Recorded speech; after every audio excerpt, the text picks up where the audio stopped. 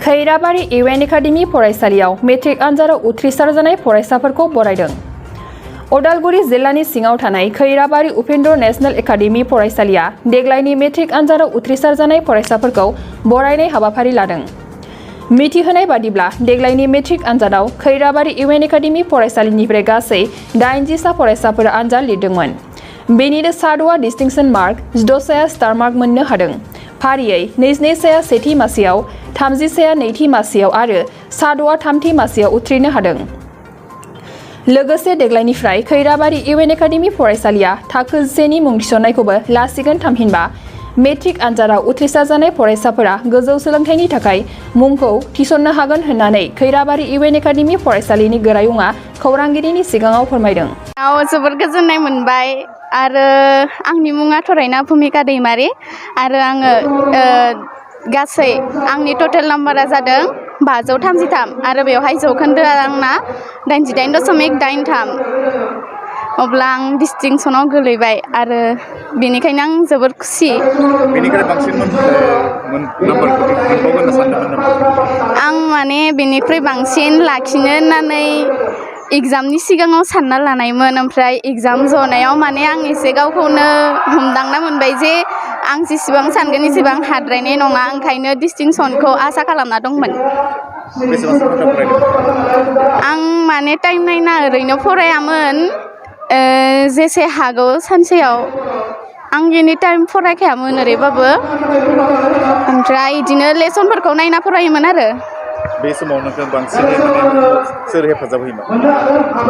आंखौ बांसिनै आंनि फेमिलि, आंनि आइ बिसोरो हेफाजाब होदों। ओमफ्राय दायो माने बबे स्ट्रिमाव लागोन होनना सानदों? आं आर्ट्सआव लागोन। आं इयुनावथ' सिभिल सार्भिसनि एग्जाम होगोन होनना सानदों। गामिनि बेसेबां पार्सेन्ट लाखो? आङो 88 जौखोन्दो मोनदों। ओमफ्राय इयुनाव मायाव फरायगोन होनना सानदों? आङो साइन्स लागोन, गरेस्वर साइन्स एकाडेमियाव फरायगोन होननानै सानदों। आंना इसानो डक्टर फरायगोन, ओमफ्राय आरो गेजेर गेजेर बेंकफोरनि इन्टारभिउबो होगोन। माने सुबिदा बायदि फरायलांगोन आरो मा मोनसे। नोंनि फरायनायाव सोर बांसिन हेफाजाब होदोंमोन? आंनि फरायनायाव ना आंनि आइ बाबा, ओमफ्राय आबै, ओमफ्राय फोरोंगुरुफोर बिसोरो गासैबो आंखौ हेफाजाब होदों, फरायनो थाखाय थुलुंगा होयो बहुत। आङो सम मोनबानो फरायो बिदिनो, माने घन्टा नाया आरो। नोंथांमोननि चेनेलखौ आंनि गोसो गोरबोनिफ्राय बरायनाय बावहरनाय थाबाय। ओमफ्राय बेसेबां पार्सेन्ट लाखो? 89.83%। आङो साइन्स स्ट्रिमाव फरायनो सानदों। गरेस्वर साइन्स एकाडेमियाव एडमिसन खालामखांखाबाय। इयुननि सिमां आं डक्टर लाइनाव फरायनो सानदों। बेबायदि आंनि आफाया आंखौ बांसिन हेफाजाब होदों आरो आबौमोनाबो आंखौ हेफाजाब होदों आरो बे स्कुलनि फोरोंगिरिफोरा जोंखौ थुलुंगाखांनाय बेफोरबायदि स्पिच होबाय थायो सम सम। बेफोरखौ खोनानानै आङो फरायनायाव बांसिन गोसो होदोंमोन। टिउसन लादोंमोन नामा? औ लादोंमोन। मा आयदायाव लादों? आं मेथ्सआव लादों, साइन्सआव लादों आरो एडभान्स मेथ्सआव लादों। बांसिन फरायसायानो माने टिउसन लायाब्ला मोजां रिजाल्ट खालामनो हाया होननानै नंगौ नामा? बेबायदि जुदि स्कुलाव मोजाङै फोरोङोब्ला हायो, नाथाय जों टिउसन लादोंमोन आरो एसे मोजाङै बुजिनो थाखाय। गोजोननाय मोनदों नङा होमबा, गासिबो मिथिखायो। ओमफ्राय आं बाहाय एसे बुरजा नाम्बार मोननायबा आं गावखौ एसे गोजोनबावनाय होनना सानगौमोन। ओमफ्राय आं अल आसाम टप रेंकआव थानो हादिया, बेनिखायनो एसे दुखु दं। नाथाय होमबाबो जोबोद खुसि होननानै आं बुंनो हायो। ओमफ्राय बेयाव आइ आफामोननिबो एसे मदद दङ। ओमफ्राय फरायनायफोराव एसे गाइड होयोमोन बिथां सारमोनाबोथ' दंखायो अलरेडि। ओमफ्राय हस्टेलनिबो सासे सार दं, बिथाङानो एसे पार्सनेलि आंखौ लाना एसे एडभान्सफोरखौ फोरोङोमोन। बिदिनो एसे सापर्ट मोननायनि थाखायनो आं बिसिनि लाखिनो हादों होननानै आं गाव सानो। सरासनस्रायै बै फरायनाय समाव बेसेबां घन्टासो फरायदोंमोन? सरासनस्रा फरायनायाथ' आं 12-13 घन्टा फरायोमोन। गोबां फरायसाफ्रा बुङो माने बेबायदि फरायनायनि स्कप मोनोबासो माने मेट्रिकखौ मोजां रोखोमै उथ्रिसारनो हायो। बे नङा, जाय मासनि केपासिटि फरायनो हायो बिसिनि फरायबानो जाबाय। जायनिया थाब जेनेबा 1 घन्टा फरायबानो एसे गोसोआव थाखायो, खायसेनियाबा थाया। बे गावनि केपासिटिस जाय जेसेबां फरायो जायनि जेसेबां गोसो बिसोरनि गाव गोसो होनानै फरायबानो हायो आरो दा स्ट्रिमखौ बबेयाव लागोन स्ट्रिमखौ आं साइन्सआव लागोन बेनिफ्राय कलेजआ अरुण'दय बेनिफ्राय इयुनाव मा जागोन होननानै सानदों इयुनाव आं आइ.आइ.टि.आव एम.टेक खालामगोन गोजोननाय मोन्दों मानो होनब्ला देग्लाय जोंनि फरायसालियावनो बांसिन मार्क लानानै उथ्रिसार जानो हादों उदालगुरि डिस्ट्रिक्टआव जोंनि फरायसालियानो 97 मार्क लानानै उथ्रिसार जानो हादों बेनिखायनो जोबोद गोजोननाय मोननो हादों आरो लेटार मार्क लाखिनायफोराबो जोबोद मोजाङैनो लाखिदों गासै एम.आइल साबजेक्टआव 32 जना मोन्दों बेनिफ्राय इंलिसाव बेसेबांमोनलाय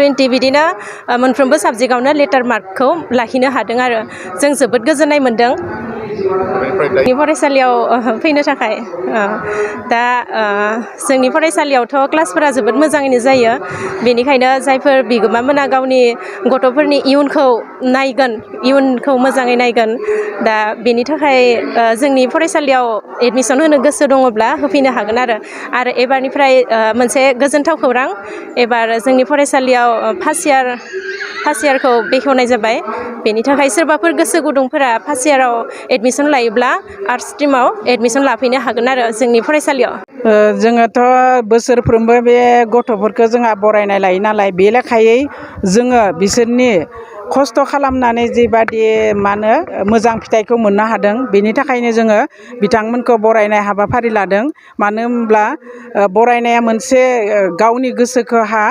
जौगाहोनायजों लोगोसे गावनि जि गोजौ थाखोआव गाखोनानै गावनि लाइफखौ दानो हायो बिनि थुलुंगा हिसाबै जोङो बे बरायनाय हाबाफारिखौ लायो बोसोरफ्रोमबो दा देग्लायबो दिनै जोङो बे बरायनाय हाबाफारिखौ लानाय जादों देग्लाय नोंथांमोननि बे खैराबारि इउ.एन. एकाडेमियाव साबेसे गथ'फ्रा बे मेट्रिक आनजादाव जिरायदों जोंनि देग्लायनि एग्जामाव HLSC एग्जामाव मा होनो 87 सा मा होनो जिरायदोंमोन बिनिनो 80 साया पास जादों बिनिनो मा होनो डिस्टिंसन सा 6 मोननो हादों ओमफ्राय स्टार सा 16 मोननो हादों बेनिफ्राय फार्स्ट डिभिजन सा 22 मोननो हादों बेबायदि थार्ड डिभिजनावहा मा होनो साबा मोननो हादों आरो सेकेन्ड डिभिजनाव सा 30 मोननो हादों इउ.एन. एकाडेमिया बोसोरफ्रोमबो बेबायदि मोजां फिथाइ मोननो हायो आं बेखौनो आसा खालामो सिगाङावबो मोनबोदों आरो जाहाथे इयुनावबो मोनो लोगोसे जोंनि फोरोंगिरि बिथांमोनाबो जाहाथे जोंनि बे फरायसालिनि मोजां फिथाइ मोननायावहा गोबां मानो मोजां रोखोमै बाहागो लानानै फरायसामोननि इयुनखौ साननानै जाहाथे मोजां रोखोमै खालामनानै होयो आं बेखौनो आसा खालामो आरो जोंनि गथ'फोराबो स्टुडेन्टफोराबो गाव गावनि गोसोखौ थि खालामनानै फरायनानै जाहाथे जोंनि फरायसालिनि मुंखौ लाखिलांगोन आं बेखौनो आसा खालामो आरो गारजेन बिथांमोनाबो जाहाथे गावसोरनि गथ'खौ मा होनो मोजां रोखोमै सामलायनानै गावसोरनि गथ'नि लाइफ दानायाव हेफाजाब होयो आङो बेखौनो बयनिसिमबो आङो आसा फारिनाय थाबाय जोंनि खैराबारि इउ.एन. एकाडेमिनि हस्टेलनि राहायाथ' मोजाङानो मानो होनब्ला जोंहा बयस आरो जेन्टस सेपारेट दङ बेबायदिनो आरो थानाय जानाया थोजासे दङ मानो होनब्ला जोङो सप्तासेयाव मानो दाउदै बिनिफ्राय मा होनो बेदर आरो ना बेबायदि होयो आरो दुगैनाय हौवासा हिन्जावसाफोरनि सेपारेट बेबायदि दुगैनाय 22 मायथाइयावहा हाई सेकेन्डारि फार्स्ट इयार जागायनो सानदों जोंहा एडभार्टाइसबो होखांजोब्बाय दा बे लेखायै जोंनि थाखानाय देग्लाय मेट्रिक आनजाद पास जानाय स्टुडेन्टफोराबो जाहाथे जोंनियाव जायफोरा साइन्स फराया बा गुबुन लाइनाव फराया बिथांमोना जाहाथे जोंनि फरायसालियावनो थायो आरो खैराबारि ओनसोलनि बा एसे गुबुन ओनसोलनिबाबो जाहाथे जोंनि बे फरायसालियाव एडमिसन लाफैयो आङो बेखौनो खावलायनाय थाबाय आरो जोंहा नांगौ जायोब्ला जोङो हस्टेलनि बेबस्था खालामनो सानदों हाई सेकेन्डारि फार्स्ट इयाराव सानैसो बेबायदि आंखौ सोंदों बे हस्टेल बेबस्था दङब्ला दोनगोन होननानै नाथाय जोङो फरायसाफोरा जाहाथे गोबां ओंखारोबा जोङो हस्टेलनि बेबस्थाखौबो खालामना होगोन होननानै सानगासिनो दङ जाहाथे जोंनि बे देग्लायनि हाई सेकेन्डारि फार्स्ट इयार खुलिनायाव जाहाथे खैराबारि ओनसोलनि बयबो जाहाथे हेफाजाब खालामो आरो फरायसामोनाबो जाहाथे मोजां रोखोमै एडमिसन लाफायो आङो खावलायनाय थाबाय मानो होनब्ला जोङो जेरैबायदि मेट्रिक आनजादाव मोजां रोखोमै मानो रिजाल्ट मोजां खालामनो हादों हाई सेकेन्डारि फार्स्ट इयारावबो जोङो मोजां रोखोमै रिजाल्ट खालामहोनो जोङो नाजागोन इउरिनबो दङ गासै फेसिलिटि दङ बेबायदि लेखायै जोङो दा जोंनि हस्टेलावहा देग्लाय बोसोरावहा मानो 110 स्टुडेन्ट दङ सिगांनि बोसोरफोरावहा खम जायोमोन नाथाय बे बोसोराव जोंहा गोबां जादों दा बे लेखायै आरो नेक्स्टफोरावबो जाहाथे बेबायदि जागोन आं बेखौनो आसा खालामो आरो गुबुन फरायसालि मानो गुबुन जायगानि फरायसाफोरा जाहाथे मोजां रोखोमै फरायनो